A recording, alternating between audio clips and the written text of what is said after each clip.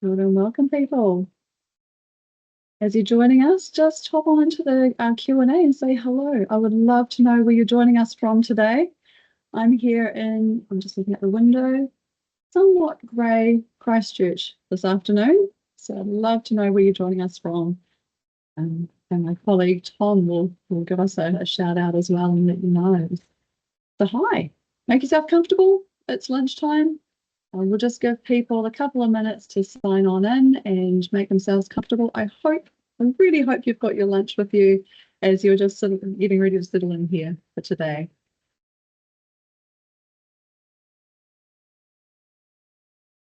It's pretty grey here in Wellington too, and but it's perfect for a lunchtime session. Why not?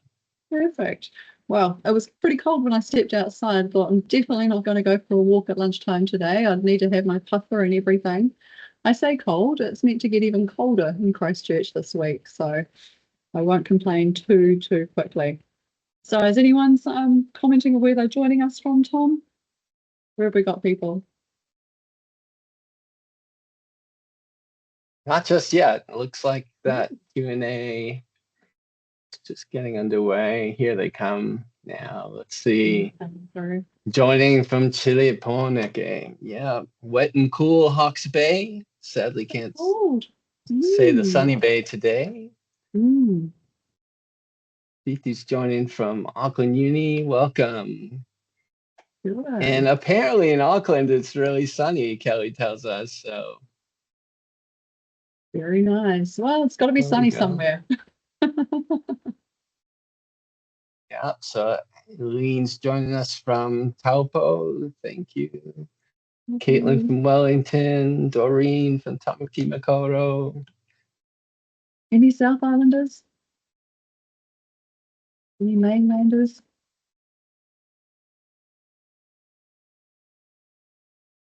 Ian's joining us from the boat off of Auckland. How wonderful. Oh, wow. Sunny Whakatane. Very cool. Well, please do keep popping in there and say hi. We will be using the Q&A throughout the session, so just get comfortable with how this works, and we look forward to seeing all your interactions throughout this next 45-minute or so session that we have ahead of us. I think it's probably safe to start for now. More people will keep joining us and they will just get into the flow as they see what's going on here. But tēnā tātou katoa, ko Unicia Veer tōtou ringa, ko papa mā tōku whenua kura, ko Mawao te maunga, ko tauranga te moana, no Aotearoa tahi ahau. Kia ora and welcome to this sorted webinar, this Money Month webinar. My name is Unicia and I'm your pai whakahaere, the facilitator for today. As you can tell from my mihi, I am a North Island girl, but I'm living here in Christchurch, and this has been my home for probably 16 years now. I'm starting to lose count. I love it here. Before we go too much further, just a little bit of a housekeeping note. As you join today's session, you will have noticed that the session is being recorded. You would have paid to accept that to join us. So you can sit back and just relax and focus in on the session. We will email you a copy of this later on, and it will also be available on the Sorted YouTube and just the social media channels. Your name, your video, your chats, your Q&A, none of that will appear in the recording, so you are safe to share your thoughts, knowing they won't be on the replay. But just do keep in mind that anyone on the call can read what you share in the Q&A, so use your discretion. If you'd rather not be recorded at all, feel free to jump off and come back and watch the replay later. It'll be here for you to enjoy later on. So I'm really looking forward to seeing what you guys have to say and just enjoying this next hour or 45 minutes that we have here together. So who is Sorted? Sorted provides free, independent and impartial information about all things money matters. Sorted is run by Te Ara Ahunga Ora, the Retirement Commission, and their aim is to empower the people of Aotearoa on their journeys to a better retirement by helping them understand money. And that journey is from 5 years old up to 105 years old. So there is a bunch of resources out there that I really encourage you to go and have a look at their website and just check out for yourselves after the session. During these sessions, we can't give you any specific financial advice, but what we will do is give you some great resources that you can use to make more informed financial decisions. So make some notes and ask the questions, because that's what we're here to do, and make sure this is a really interactive session for you guys. Before we go too much further, I'd just like to start in karakia. we have the Commission's karakia here on the screen, and it's just a great way of us just bringing our thoughts together as we start this topic and as we focus on what we're talking about today. So feel free to follow along with the translation there. Tue e runga, tue e raro, tue e roto, tue e waho, tue ki te arohunga ora, kia whaihua, kia ora. Tami e, hui e, tae ki e, kia ora. So who are we today? So I've already mentioned Te Ahunga Ora. That's the Retirement Commission. Their job is to really talk about finances in the community. It's not just about retirement, as I mentioned earlier. The conversation started as early as 5 years old. So they do a lot of work in the communities, workplaces, schools, and importantly around research. So you will have heard the Retirement Commissioner's name mentioned probably in the media, Jane Wrightson, and she does some amazing work along with her team. And we have some of her team on the call with us today. They're from Sorted. So Sorted's the public face of the Retirement Commission. That's where you find all the guides, the tools, the social media channels, all that stuff that we can interact with. And as I said, some of the teams on the call with us today, you will see them potentially in the Q&A. So keep an eye out for them too. As for me, my name is Unicia, as I mentioned. I am a financial advisor specialising in helping people grow and protect their money. My background is in audit, which essentially means I'm a little bit nosy, but that's okay. And I worked for about 10 years in financial mentoring. And just another 10-year mark, I've been a Sorted facilitator for nearly 10 years this year. So that's quite an exciting milestone to reach. I love being part of these money conversations, and I'm so pleased to be here with you today. I also have Tom with me on the screen, as you'll be able to see. Tom, do you want to introduce yourself, my friend? Kia ora koutou, ko Tom tokoinga. No Amerika aku tupuna, ke wairarapa ahau e noho ana. And I'm really glad to be with you. I'm Sorted's personal finance lead. And so I spend my time, working on the Sorted resources for people, and really glad to be on this call. It's such an important topic. We can see what a great difference that emergency savings really means to people. And even personally, I'm rebuilding mine after just the other day, I figured out a whole new way to break an iPad. So, I needed to replace the screen right away. So this is something that we're all a part of, that we're all moving towards. And it could really, if you can imagine if the whole country had an emergency fund of $10,000, how much better we would all feel. It would just be amazing. 100%. So glad to be with you here, Anish.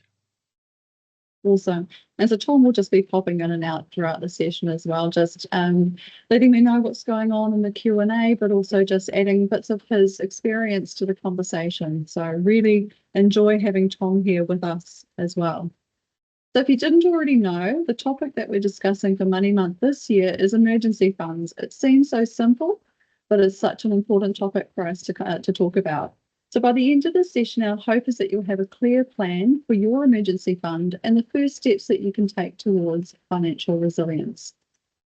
So first things first, I guess we need to start by talking about what do we mean by an emergency fund. So what is an emergency fund? The short answer, and I love short answers because I don't like long definitions, is basically it's money you don't touch unless it's an emergency. Excellent. So the next question you might ask is, what's an emergency? And the easiest way to check whether it's not an emergency is by asking yourself 3 simple questions. Is it necessary? Was it unexpected? And is it urgent? If it meets those 3 criteria, then it's quite likely an emergency and you can dip into your emergency fund. But an emergency fund won't be the same for everyone, and many of us will tackle it differently and maybe even collectively, setting aside money together as a whānau, as friends, or as a community. And that can be a really powerful way of handling an emergency fund. It's important to note there's no one size fits all.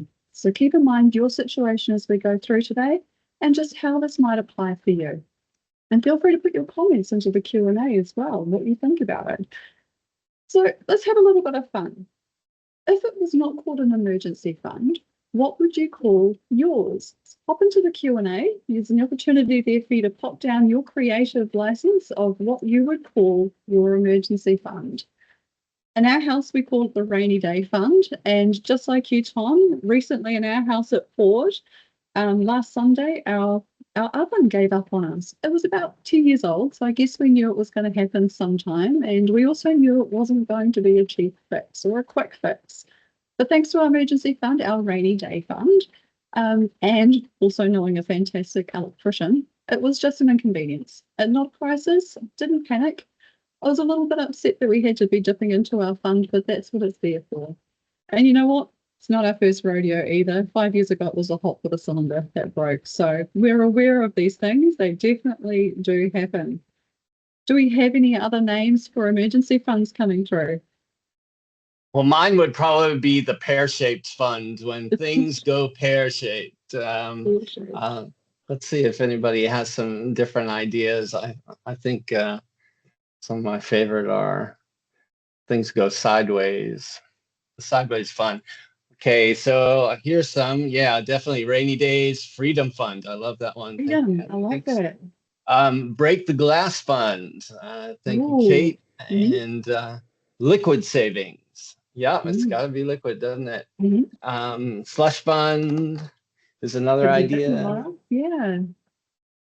I like, I've also heard it being called my adulting fund. So being an adult. So means putting money How, aside. how about whoops money or the broke it fund or Oh, serious fantastic. savings? Yeah. There's such a range, and I'm loving the creativity behind some of those names. It just brings a bit of playfulness to a topic that can feel a little bit heavy at times. Definitely let me know any more of your favourites that come through there, Tom. But yeah, fantastic. Maybe I might rename our rainy day fund. I would have to ask my husband and see what he reckons. Otherwise, I'll just go and change it in the bank anyway, see if he notices. But having a rainy day fund, or an emergency fund, is not just a nice to have, it's vital. When we're stressed, it can be harder for us to make good decisions. Often that stress comes from a lack of something. It could be time, it could be food, it could be money, and that can stretch our mental capacity so thin that we just focus on the immediate need and not the bigger picture. So an emergency fund, a safety net, a slush fund, whatever we want to call it, it helps to free up our mental space. It allows us to deal with the emergency itself rather than worrying about where the money will come from. And that means you can cover the things like the insurance excess straight away and get the issue sorted, like our oven. Or actually, insurance didn't cover our oven, that's just wear and tear. But you know what I mean. You can also avoid borrowing from your friends and your family if you have an emergency fund, because it's important to protect those relationships as well. Having your own emergency fund means that you're not sliding into debt or paying heaps in interest and fees, because it's about protecting your long-term goals. And those fees and that interest can really start to mount up over time and eat into those goals that you're trying to save for.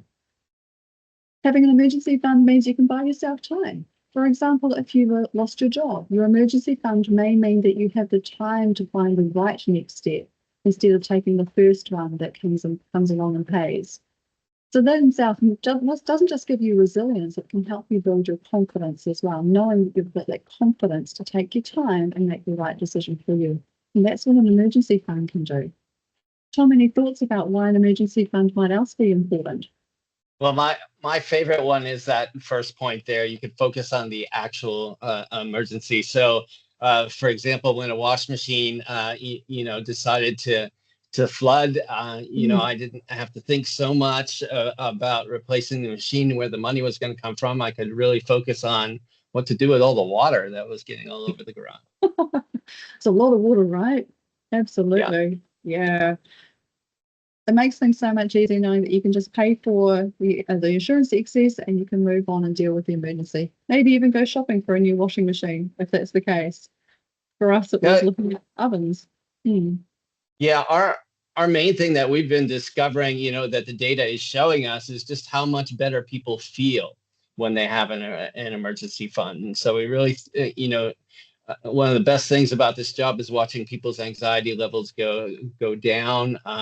But 64% of us people are reporting when they have set up an emergency fund in the past 3 months that they're feeling that much more confident about the future, which is amazing. Yeah, it's that confidence, it's knowing that you can bounce back. And it just also allows you to have that mental space freed up, that you've got it taken care of. Your future self can thank you for it later on. You can tick that one off, which is fantastic. It can often be helpful to work a little bit backwards and think about what could go wrong. I don't want us to spend too much time here. We don't want to spend too much time thinking about the bad things. But what are some of the things that we're wanting to protect ourselves from?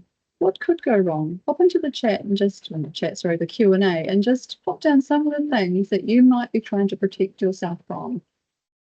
Like for us, we've talked about the ovens and the hot water cylinder. We've talked about the iPad screen breaking or the computer screen breaking. What other things can go wrong for us, or might we be wanting to protect ourselves from? There's a lot of sickness going around at the moment, I've noticed. So we might want to be making sure that we can take some sick days if we've used up our 10 days, whatever your allowance might be, knowing that you've got that freedom, that flexibility to take more, and it's not going to eat into your savings. It'll be really, really freeing. Yeah, so some of the things coming through are car trouble, loss of work. Here's a good one: the need to cover an insurance excess. Like say for a health emergency. It's brilliant. Somebody posted it would have been nice to have an emergency fund when my washing machine broke last week, and I just want to acknowledge that, because this is a time when a lot of us have spent down our emergency savings just to get through this time. The economy is not great. Yeah, so some of the other things: emergency travel for funerals, unexpected dental issues, family emergency in another country, so you need to travel. Yeah. Oh, I know. Yeah, absolutely. All those things can happen. We don't know when they're going to happen, and it's just a matter of being aware that these are some of the things that we might want to protect ourselves from, and that's why we have an emergency fund. We may not have one yet, but we can work towards it. But it's not always about things going wrong. It can also be things going really right that you haven't planned for. For example, your kid trialing out for a top sports team, and then suddenly you've got travel costs to cover, you've got new kit and everything else to go along. That can be something that might happen that you've not prepared for and might throw off some savings. So it's not always about the things that go wrong as well. It can also be things that are going right. So I just want to put that in there as well, just to remind ourselves. But from that list, we can see that things definitely do happen, whether it's that car repair or the dental emergency, losing our phone, or the kids getting into a top sports team. There's no way to say what or when or how much, but we know that things can happen, and having an emergency fund means that you'll be ready. Starting with $1,000 can be a really easy way to start. But if not 1,000, 500, if not 550, if not 50, 20, just starting now means that you can get that started and start building it. If you've already got an emergency fund, then that goal can be made a little bit bigger. As we often talk about having a robust emergency fund, and that could be up to 3 months worth of spending. And that might really surprise you with how much it is. But having 3 months worth of spending really does give you that resilience to be able to bounce back, like we talked about before, with why is it vital for us to have an emergency fund. So building up to that could be a long-term goal. So starting small, starting with $20, can be a really easy way to just put some money aside and help your situation. How much you need will depend on your situation. My family of 4 is different to whatever your family is at home, so take that into account as well. The sorted savings calculator is a really fantastic tool that we can use to just work out how we can start building this goal. Whether you're starting with a goal of saving towards $1,000, then the savings calculator can help you do that. So you can save towards a goal. You can also decide that you're going to save a certain amount per week, say that $20. So you can save $20 per week and see how long it would take you to reach that goal. So it allows you that flexibility to see, is it a goal that you want to save for, or do you have the capacity to save $10 per week, $5 per week, and see how long it would take for you to build it up? A little bit at a time is all you need to do, but have a go at the tool and see what works for you. I love using the sorted tools, and I definitely encourage you to go and have a play with them after today's session as well. So once you start building the safety net, where do you put it? Where is the best place to keep a safety net? Your emergency fund should be easy to access, but separate from your day-to-day spending, because you don't want to accidentally spend it or be tempted to spend it. I want to say accidentally and put it in quotation marks as well, because sometimes when you see the money there, you might be tempted to spend it. But equally, you need to be able to access your emergency funds when you need it. You don't want to be worried about bank fees or penalty interest or it just being really difficult to access. So maybe having it in something like a high interest savings account is ideal, or even term deposits, depending on how much you're saving as your emergency fund, just to make it a little bit harder to get to too quickly, but easy enough to access when needed. Tom, I know you're a big fan of high interest savings accounts.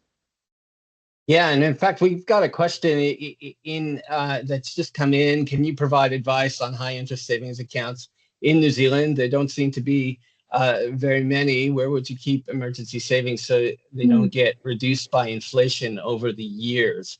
And I agree with that. There's not that many that will not be touched by inflation over the long term. But again, this has to be short-term money. So you don't want to make your emergency savings all of your savings, because this is only for the short term. If you have longer term goals, you really need to be investing more for the long term in order to stay on top of inflation.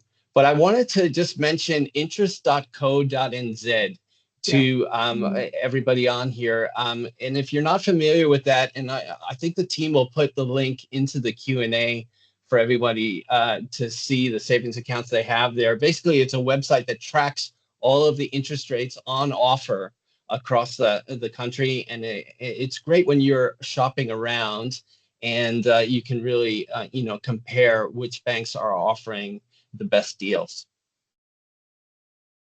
Fantastic.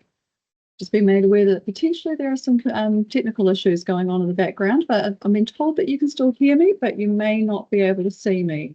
So I've just turned my video off. And I'm back apparently. So yay, I love all these little glitches that appear.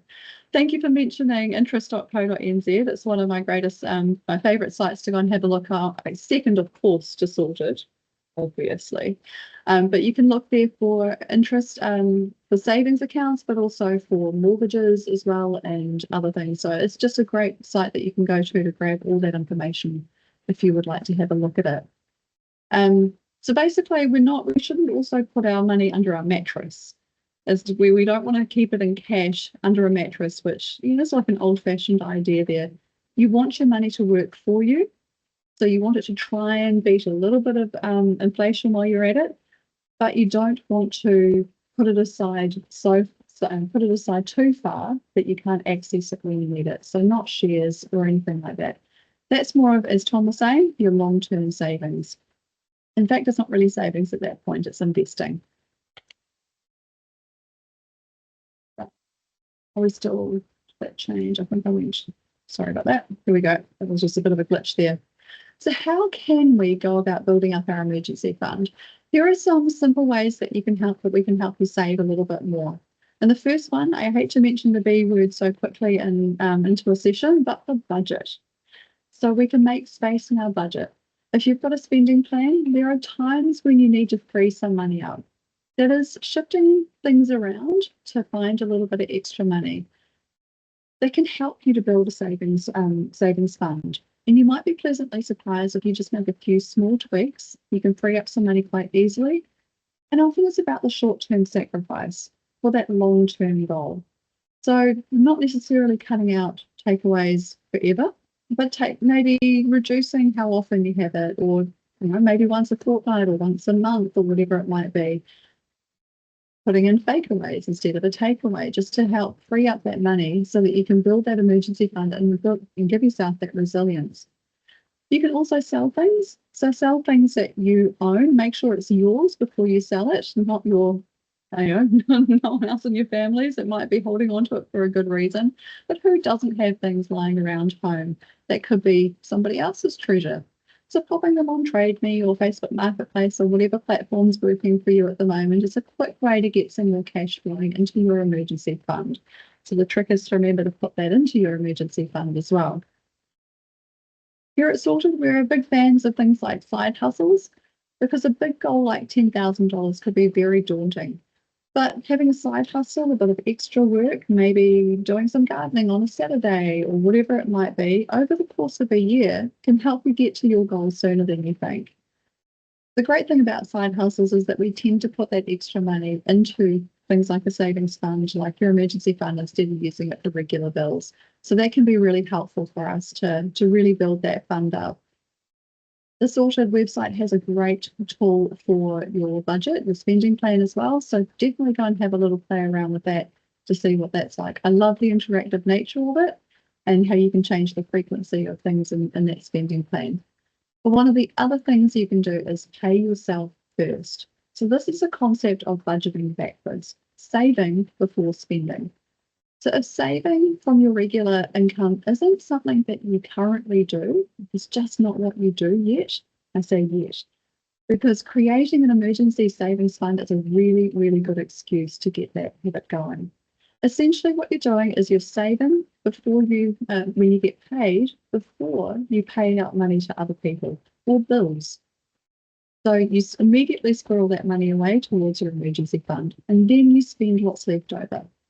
We often think we'll do the opposite. We think we'll save what's left at the end of the month, but let's be honest, it really happens. And even if there is something left at the end of the month, behavior-wise, we're most likely to spend it, and then it will go. So put ourselves first, save first, then we're prioritizing our future needs over our immediate wants. And your future self will be so grateful. And that's the idea of budgeting backwards, a really simple thing that we can do.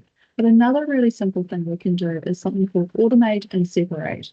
So setting up automatic transfers for each time that you're paid into a separate account. So having your emergency funds go into a separate bank account automatically guarantees that your emergency fund will get fed regularly and it will grow without you even having to think about it. So all you have to do is to think about how much you want to put across each payday and just sit back and let it happen. You will eventually see that savings fund grow. You'll see that emergency fund grow.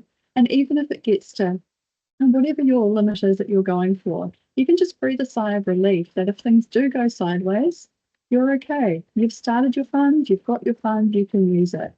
Start small and increase it as you can. Every dollar definitely counts. Tom, do you have any thoughts on this one? It's such a great concept for paying yourself first. You know, Unicia, I think this might be one of the most important things about money that we try to convey on Sorted. When you think about it, it's why the entire tax system works. It's why KiwiSaver works, because that money just goes out before it ever hits your account. And if you can basically tax yourself or pay yourself first, much along the way what we do with KiwiSaver, then you can really get that effective squirreling away consistently and really building towards the future. Absolutely. And why make things hard? If we can just set up that automatic payment and have it working for us, then we don't have to worry about it. Again, it's taking away that mental load of worrying about things, and it just creates that space that we can enjoy everything else. The other brilliant thing about paying yourself first is that if you've already set aside your money for your emergency fund and your other savings, then what's left is yours. You can just spend that. You know that you can spend it with your goals and your savings, your emergency fund taken care of. So there's real freedom in doing that. And I love that somebody called their emergency fund their freedom fund as well. So that's really key.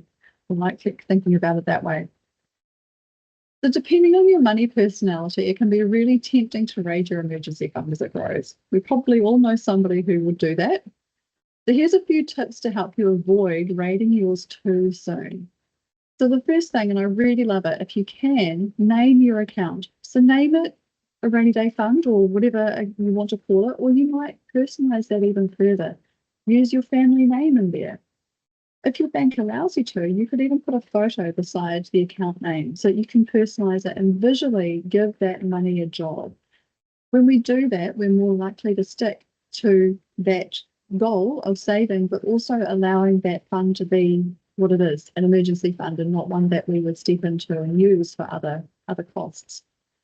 But if you know that just naming the account and putting a photo there is not going to be enough, you can go one step further and have it out of sight and out of mind. So you could open an account in another bank. So there's nothing wrong with doing that. And that just creates another barrier for yourself so you don't use it too quickly straight away, but you can still access it. You don't have to go that far. Some apps on your phone, you can set which bank accounts you can see on your phone. So you have to go to your desktop computer to actually see the rest of your bank accounts. So that can just make it a little bit easier and you can forget about it. So out of sight and out of mind. It's important to remind yourself what that fund is for, that emergency fund. It's not about stopping you using your money, it's your money. You can use it, but it's about making sure that it goes towards your emergencies as planned and doesn't end up going somewhere else. So when would we want to use it? Well, let's go back to the start of the session where we talked about things being necessary, unexpected, and urgent. Before you dip into your fund, ask yourself these 3 questions. They're really simple and so simple that we put them into our financial plans as well with work. So simple is good. And if you do use it, don't feel guilty. That's what it's there for. Now, I know my money personality. I don't like spending money. I like to see it grow and be there. And when my oven broke, I was sad. Not that the oven broke. I'm going to have to use the emergency fund, and it was going so well.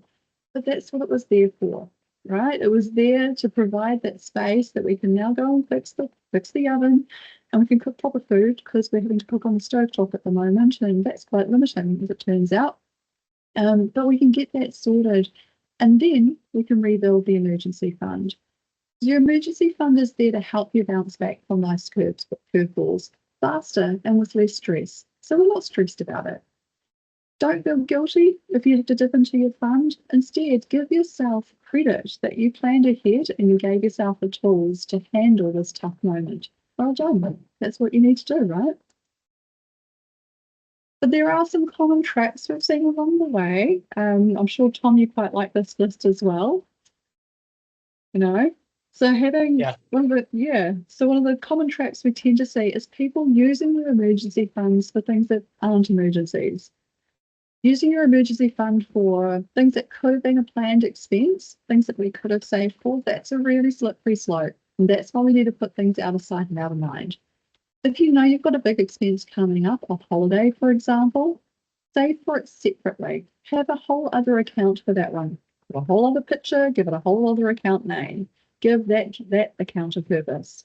Or if you've got a car, and we talk about car maintenance or car repairs, if you've got a car, it's probably fair to think that it may have some repairs that might occur during the year. So set up a separate account for that if you can, and have that as your car maintenance fund. What worries me is if we use our emergency fund for something like a holiday, and we use it to buy tickets and everything else that go along with that, what happens if an actual emergency occurs while you're away and you've used your emergency fund for that holiday? Yes, insurance can help for a certain point, but it's not going to be a catch-all. So that's why it's important for us to use our emergency fund for emergencies, not for fun. Another trap might be not saving enough. So how much is enough? Well, that's why we tend to use the guideline of 1 to 3 months worth of spending, because that means that you can cover your monthly costs for 3 months before you need to dip into other savings. Creating your own spending plan, your own budget can really help you work out what that is. And that's just a simple exercise of going and looking at maybe 3 months worth of bank statements, going backwards, highlighting things, giving things a category and popping that into the sorted budget sheet can give you an idea of what's going on there.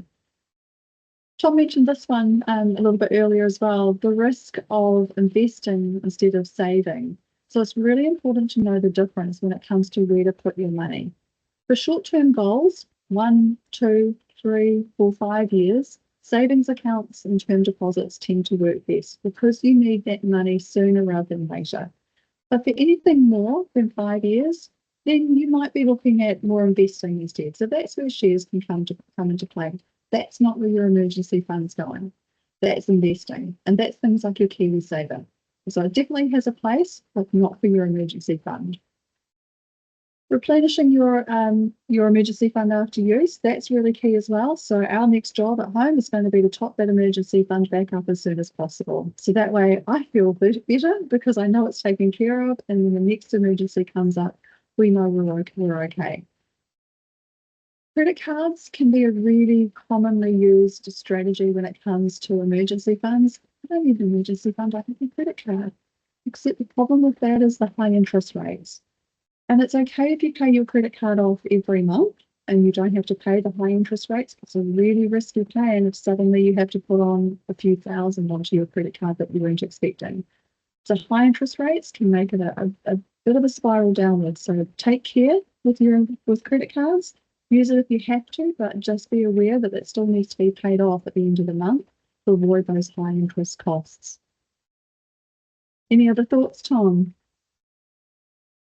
Yes, definitely. Just in terms of credit cards, I mean, if you think about it, a credit card is a product that's incredibly sticky, so that when balances go on there, it's almost like it's made to have balances stick to it. It's really, especially as they build up. And I still cannot believe how high the interest rates on credit cards and store cards are here in New Zealand. It's not the same as overseas. You know, they tend to hover around 20%. And which is you know, just incredibly high. So that's a really important one to cover. The other thing, Unicia, I wanted to mention that just happened yesterday is that my daughter was filling up her tire in her car and discovered a nail in it, and she got it fixed right away. But I asked her, I said, "Did you use your emergency fund?" And she was like, "Oh yeah, that's what it's for. That's what it's for." So she needs to give herself permission to use it, and then and feel okay. She had prepared ahead. It was awesome. That's great. Yeah, and to know that it's taken care of means that she's all sorted. Continue driving. Well done. Yeah, credit cards can be very expensive. And I guess one question people might have is, should I pay off debt or should I create an emergency fund? Which one should I do? If I'm trying to pay off my credit card, should I leave that and focus on the emergency fund instead? And I'd be more likely to say do both. So build up both your emergency fund while you tackle your debt. So pay off more than the minimum that you can on any debt that you're paying. At the same time, free up some cash to go towards building an emergency fund. As we said before, $5, $10, every little bit makes a difference when you're looking at it over time. And eventually you'll get to a $500, $1,000, and now you're starting to really make a difference with your emergency fund, and you'll get that freedom and that resilience that comes along with that. So review your emergency fund regularly as well, because what works for this year might not work for next year. So just take that into mind and review it, check it. When life changes, your emergency fund needs might change as well. When both my kids move out of home, we might not need as big emergency fund, or maybe we will. I don't know. Until we get there, it's going to be a wait and see kind of moment. So let's have a little bit of a quiz. Now, the team are going to pop some questions into the Q&A for us, and I would love it if you can give us a thumbs up if you think that this is something that you would dip into your emergency fund with. So if your phone goes AWOL and you need to upgrade, would that be a time to use your emergency fund? And I'm going to rely on you, Tom, to let me know what people are doing, and I'll see if I can see any reactions as well. What do we think? Is it a thumbs up, or do we have a negative reaction that we can use as well? See a few thumbs up going there. What do we think? Yeah, lots of thumbs going up. Lots of thumbs going up for that one. Yeah. And I mean, legitimately, I think if my phone was to die, and we do tend to need them quite a bit for work these days, then using your emergency fund might be a legitimate reason to do it. I'm not going to use my entire emergency fund on a phone, but that's all sort of my values and my personality there. But making sure I'm still contactable is going to be important. Okay, what about your hot water cylinder bursting? Is that a time to use your emergency fund? Some quick reactions with that one. I think maybe that one was a easier question to answer. Definitely, yeah. And when our hot water cylinder burst, it wasn't fully covered by insurance because it was wear and tear. That was fun, but insurance did cover things like like drying the floor and replacing some of the items that were ruined because the hot water cylinder burst. So we were able to recover some things that way. But at the end of the day, we needed to fork out the money for a new hot water cylinder. And who wants to go without hot water too long? Having an emergency fund meant that we were able to get it sorted. pretty quickly. What about your dog not eating and then needing to go to the vet? Place dog with cat, whichever you prefer. But is this a time to use your emergency fund? Yeah, and your pet people there. And to be honest, if you've got a dog, you might have a separate fund specifically for your dog's needs.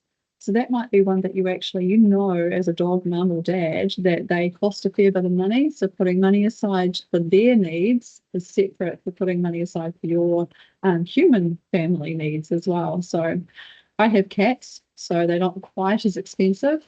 But if one of them was sick, yeah, we might need to use our emergency fund for the vet bill, depending on what's going on there. What about if your kid makes a rep team? Is it a chance to use your emergency fund?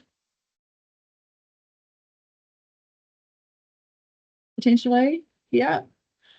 I would think, and Tom, feel free to tune in on this one as well. I think maybe for year one, yeah, when it's unexpected, and you weren't, you're happy that it's happened and it's urgent because you want them to be in the team, then maybe year one you could use your emergency fund. But if they're going to keep being in the rep team, then maybe that's something that can be saved for separately to make sure that that child doesn't need to worry about the costs of where it's coming from. You've got it sorted. So year one, I think, is legit. But year 2, 3 and on, perhaps less so. What are your thoughts, Tom? Yeah, you're getting some agreement, not just from me too, in the Q&A. It's really that unexpected that triggers it, and of course it is urgent, but definitely for the time that follows, you should be able to plan ahead for it in the future. Yeah, because we always want our kids to have those opportunities, and having an emergency fund means that they can take that opportunity. But if it's going to be a regular occurrence, maybe we can save for it a little bit more. What about if Bali, replace that for whatever country you want to go to, it's on sale? Is it a time to use our emergency fund? I can see all these laughing reactions. That's fantastic. Yeah, I think we're agreeing that that's potentially a no. No. Yeah, absolutely. No, we have a separate savings account for holidays, hopefully, if that's something that you want to do, if that's your where your value is and you love doing these things, then by all means grab the tickets for Bali, but don't use your emergency fund to do so. So that's just a little bit of a light-hearted quiz. And I think for most of it, we were in agreement as a whole group. So well done. It's always good to just think about what you can do next. And we've just got a few last slides as we finish up for today. So consider this your action plan for Money Month. So for August, make a note and tick these off one by one. Look, I've already gone ahead and ticked them for you. So I'm assuming you're going to go ahead and get this sorted. Set up a separate emergency savings account. Get creative. Think about what you want to call it. Work out how much you need to be putting aside, whether you're saving for a goal or whether you're saving week by week. But automate it, whatever you're doing, to make it easy so you can set and forget about it. And then track your progress on the sorted dashboard. The dashboard is great. You can really personalize it as well, and you can have your goals there. Your emergency fund might be one goal. You might also have another goal for holidays, for example, or car repairs. So use that dashboard and just watch how you track towards reaching your goals. I would love for you to pop into the Q&A as well. What's one thing you're going to add to your action plan that's personal for you as a result of today's session? So we can maybe get some inspiration from each other as well. But at the end of the day, cut yourself some slack. There is so much going on. An emergency fund is there. It's there to help support you. It's there to help support so you can support your family, your whānau, helps protect your goals, and it also gives you that flexibility when life gets tough. It's not just about the money, it's about the peace of mind and the confidence that it can give you by having that emergency fund set up.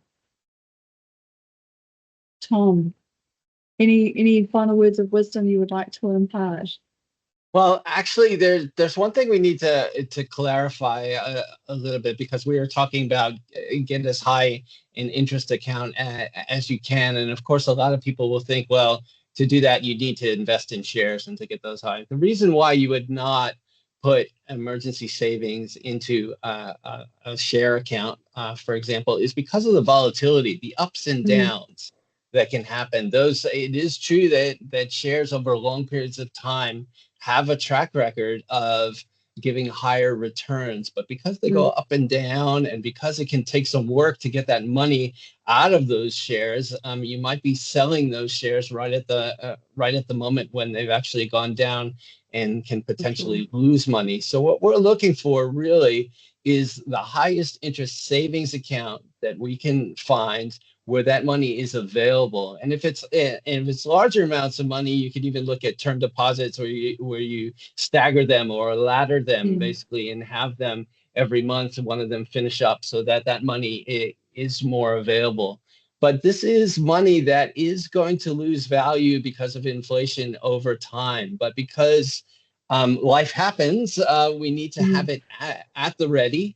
And so essentially what we're doing here is we're self-insuring. We're taking care, we're setting aside money in order to cover a certain amount of risks that we're running. And then for the bigger ones, for example, a house on fire or something like that, that insurance would kick in. This is our part of it. This is the self-insurance part of it. And that will take a savings account that you can access easily, but not too easily, with just a bit of friction. So it's out of sight, out of mind, but it's there if you need it. Absolutely. The last thing you want to do is have that money locked away in an investment, and then your emergency happens right when the markets are not doing well. Because as you said, you lock in those losses and you don't get as much back as you could have. So it makes it difficult for both the emergency and for your long-term savings as well.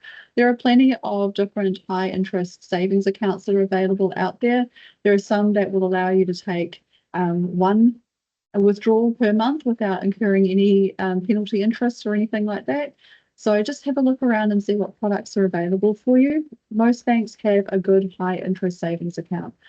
But when we're talking about 1 to 3 months worth of savings, then that's how much you're keeping into your savings account. Beyond that, then you might be looking at term deposits, or you might be looking at investing. In that case, talk to a financial advisor, and they can discuss the different options there with you as well. So if you are struggling with the idea of how to set up your emergency fund, there is plenty of help out there for you around New Zealand. Financial mentors are the place to go. So maybe the team might be able to pop into the Q&A some of the ways you can contact some different financial mentors. But they will sit with you. They will give you as many sessions as you need to talk about how to set up your emergency fund, and even take you steps further back to looking at your spending plan if that's where you need to start. So, and they will take you on that journey as well. But if you're looking at more investing, then talk to an advisor, and they can help you work with that as well. So that really does bring us to near the end, but I want to check in if there are any more questions that are coming through on the chat there for us, Tom. Unicia, we've got some great input here, just in terms of next steps, like this one here. I'm going to raid the garage and sell some things we have not used in years. Awesome. Might not be worth much, but it'll help me start my emergency savings fund. And someone has just set up automated payments during this session, which they were previously doing manually, and now they've set up a specific emergency account. So great. It doesn't take much, does it? Here's a question that's come in. What do you, a good one for you, Unicia. What do you think about offsetting mortgage savings accounts? These savings effectively reduce your mortgage interest, which is usually greater than 5%. Yeah, that definitely has its place, especially when the interest on your mortgage is usually higher than what you get on your savings account. So you can definitely do that, but just be aware that by doing the offset, you are reducing the interest that you're paying on your mortgage, but you're also sacrificing the interest you would have earned on your savings account. So it just depends on what your goals are. You don't have to put all of your savings onto the offset. You can have some with an earning interest. So, for example, we have multiple savings accounts in our family, and a couple of them belong to the kids. We wanted them to get the benefit of interest on their savings account, so we didn't attach those to the mortgage because it didn't seem fair, and that was a decision that we made as a family. So it definitely has its place. Here's a great one, Unicia. Someone wrote in and said that they're going to add a new account to save for Chromebooks and school uniforms for intermediate school for next year. And you know, those are known expenses that are coming, as you know, many families try to get through what I call the Bermuda Triangle of family finance, where you try to get through Christmas, holidays, and back to school. If you can get through there, taking on as little debt as possible, take some planning really helps. And automating that as well. So working out how much it's going to cost for the year. We've got our family aren't so much into sports, but they're more into arts and cultural events. So we know there are going to be a couple of big events during a year.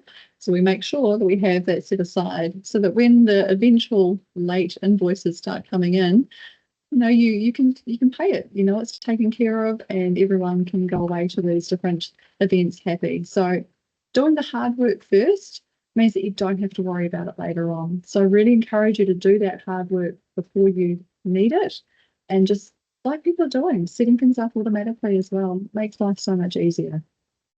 I'm loving all these comments and tips that are coming through. Any others? No, I think we're there, Unicia. Awesome. I just think it's amazing, great to be with you, and great to be with everyone who has taken the time this lunch hour to sign on. Thank you so much. Yeah, fantastic. Tēnā te mihi atu kia koutou, Māori ora kia koutou. Thank you so much, whānau, for joining us today. Tom, ngā mihi, and to the Sorted team behind the scenes, ka rawe. You guys are awesome. Sorted has another webinar coming up in a couple of weeks on the 26th of August at lunchtime, and that's going to be with a panel of experts discussing how emergency funds can change your life. So if you enjoyed today, definitely register for the next webinar, because they're going to take it even further. And also remember to check out the Sorted Money Month events calendar. There are heaps of things going on around the module. So go to some in-person things if you can. Otherwise, sign up to the online stuff as well. Enjoy the rest of your day. And yeah, thank you so much for joining us. Thank you, Unicia. Great stuff. Thanks very much. Kia ora.